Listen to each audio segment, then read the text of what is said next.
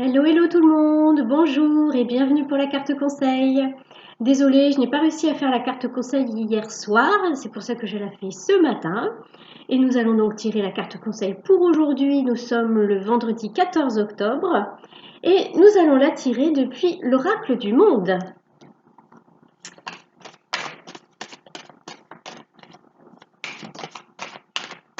Alors, la désillusion. Désillusion, déception. Voilà, on s'est imaginé des choses et c'est pas ce qu'on avait prévu. Excusez mon absence de l'écran, les cartes ont volé. C'est pas ce qu'on avait prévu. Mais alors, cette déception nous emmène vers la réflexion et le commencement de quelque chose de nouveau. Donc peut-être que certains d'entre nous ont vécu une expérience qui les a beaucoup déçus, qui ne correspondait pas à leurs attentes. Et on a même l'impression que, vous savez, on dit qu'on crée notre réalité. Donc on se dit, bah, je me suis créé ça, c'est pas terrible, terrible. Mais en fait, quand on y réfléchit, est-ce qu'il n'y a pas quelque chose, un enseignement à en tirer? Il y a toujours un enseignement à récupérer d'une expérience. Et du coup, ça peut nous permettre de passer à autre chose.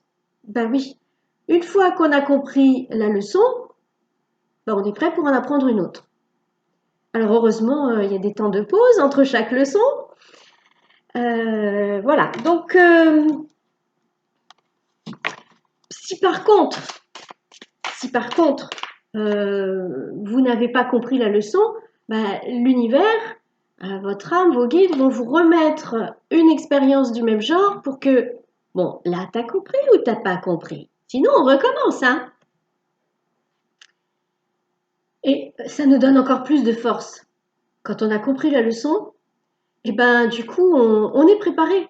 On est préparé et ça nous empêche de prendre un chemin qui ne sera pas forcément bon pour nous. Hein, une fois qu'on a vécu, alors je ne sais pas moi par exemple, quelqu'un quelqu'un a dit quelque chose qui nous a blessés, par exemple. Ça nous a fait mal, vraiment ça nous a blessés. Et on est déçu parce que on se dit, bah, cette personne, je pensais pas qu'un jour elle me dirait ça. Du coup, qu'est-ce que ça engendre comme enseignement? Déjà, ça engendre pourquoi ça nous a blessés. C'est là qu'on se met à réfléchir. Pourquoi cette phrase, ce mot, nous a blessés? Qu'est-ce que ça vient réveiller en nous? Donc ça nous dit, voilà, là-dessus, il faut que tu travailles encore.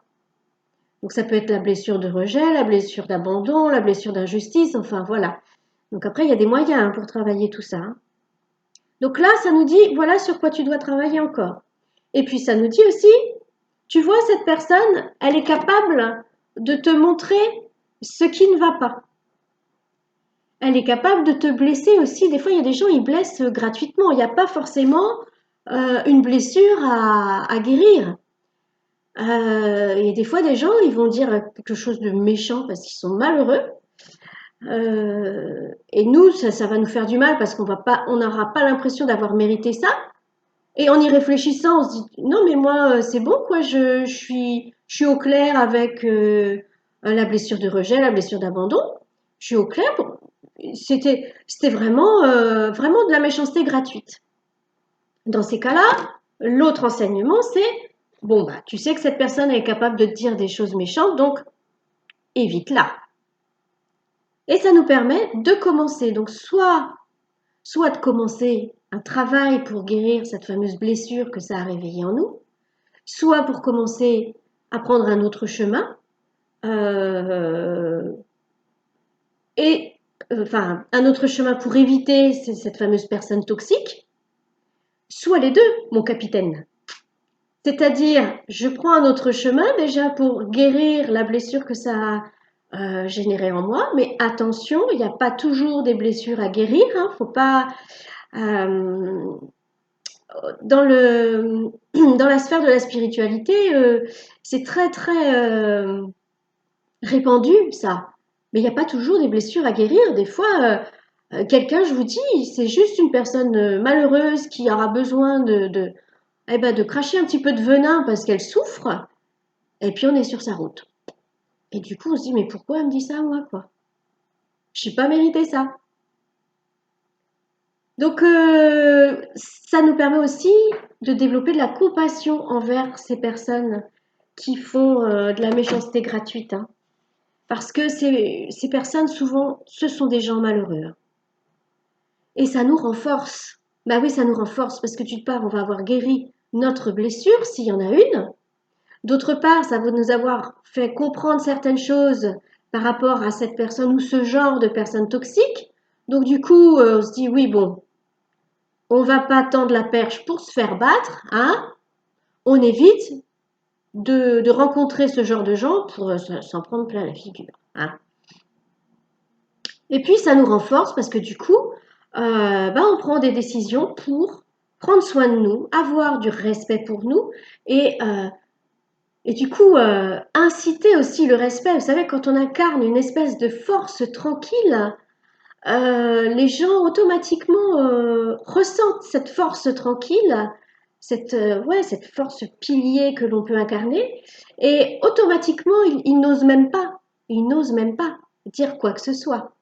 C'est dans les énergies que ça se passe, hein. C'est dans les domaines, voilà, le domaine des énergies et le domaine du subconscient, de l'inconscient, de comment vous voulez l'appeler, ce côté subtil de notre esprit. Voilà, eh bien, on réfléchit à notre expérience qui vient de se faire et qui nous a déçus. On réfléchit et ça nous permet de commencer quelque chose d'autre. Et là, j'ai cru que j'avais touché une... Non, ça a l'air d'aller. De commencer quelque chose d'autre et de nous renforcer. Et bien voilà, le conseil du jour. Je vous souhaite une très bonne journée. Nous sommes donc vendredi 14 octobre. J'ai un peu de mal hein, avec le temps, moi, hein. Je ne sais pas vous, mais j'ai de plus en plus de mal à gérer mon temps et à prendre conscience du temps. Ça passe trop vite, je sais pas. Et puis, je crois que j'ai plus envie d'être dans des horaires bien précis, tout le temps. Alors, on est obligé de continuer à se servir de cette notion pour fixer des rendez-vous, par exemple. Mais sinon, ouais. Vous savez, comme quand on part en vacances, quand on part en vacances, on perd la notion du temps. On vit, euh, on vit au rythme de notre corps, au rythme de nos envies. Et du coup, on n'est plus coincé par rapport à un horaire. Alors évidemment, je ne parle pas des enfants, des enfants, des, des gens qui ont des enfants en bas âge et que du coup, bah, c'est quand même rythmé hein, par le biberon à donner, le petit-déj et tous ces trucs-là. Mais sinon, voilà, un lâcher-prise du temps. Et moi, je suis de plus en plus comme ça et je perds la notion du temps. C'est pour ça qu'à chaque fois, je regarde, mais quel jour on est, mais voilà. Parce que c'est écrit là en bas de mon ordi. Enfin, c'est écrit la date, mais il n'y a pas le jour. C'est pour ça, à chaque fois, je réfléchis. Bon, bah écoutez, je vous souhaite une très bonne journée. Je vous laisse et je vous dis eh bien, à ce soir pour la carte conseil pour demain.